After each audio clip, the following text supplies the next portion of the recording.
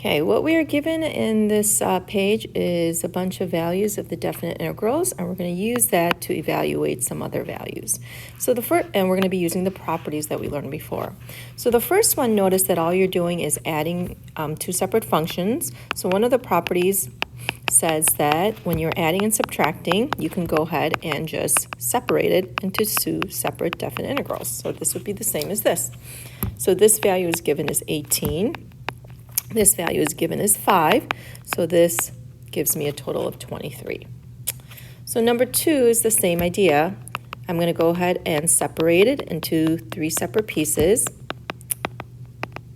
The last piece you are subtracting though, and all of these values are given. So this is 18, this is 5. Notice that this value, the integral of h of x from negative 2 to 5 is negative 11. So I have a minus and negative 11, which will make this a plus. So this gives me 34. Okay, the next one, when you see a number being multiplied by the function, you can go ahead and pull out that coefficient. So I'm going to pull out that 4 and multiply with the answer to this with the value of this definite integral afterwards. Now notice above, they tell us that the integral from negative 2 to 5 is 5. And all that's happening here is that the bounds are flipped. And one of the things that we learned is when you flip the bounds, you just have the opposite value of that value, definite integral. So this would just give me negative 20. Number 4, notice we have another addition problem. Again, anytime you see an addition or subtraction problem, separate it into however many terms that you have. So I'm going to separate it into my 2 terms. Integral of g of x from negative 2 to 5 is given as 5. This piece here, there's a couple ways you can do it. I'm going to do it geometrically. This is really the graph of 2, right? Going from negative 2 to 5. And remember, this is just asking for the area underneath that graph. This is really just a rectangle that has an area of 14. So that's this value. So this gives me a total value of 19.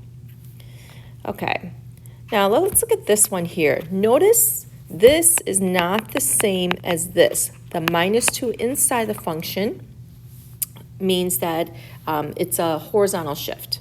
So let's think back to just a simple function.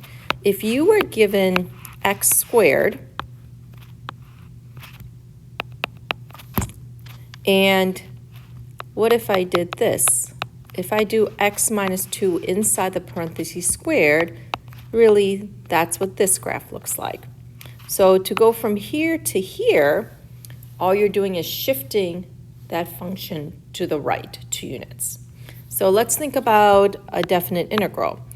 If I ask you to find the definite integral from, let's call this function f of x, on the other graph that shifted, this would be the same as going really from, let's say this is 2, going from 2 to 4 of this function here. Okay?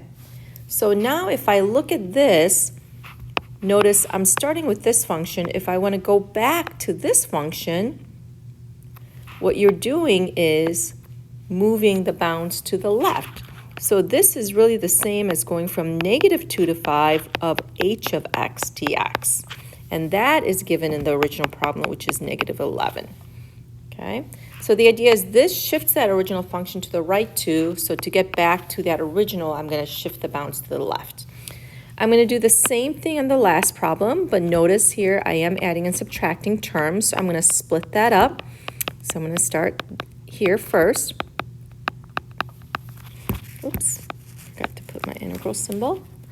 And this is, again, the same as f of x, but if I shift it to the left 3 units, that's going to be the same as going from negative 2 to 5. So this is another way to think about this problem. This is given as 18. This piece, now instead of doing this geometrically, let's go ahead and do this algebraically. So, or actually we'll just do this geometrically again. So this is the graph of 3 from 1 to 3. So that area is, I'm sorry, from 1 to 8. That's what I have here.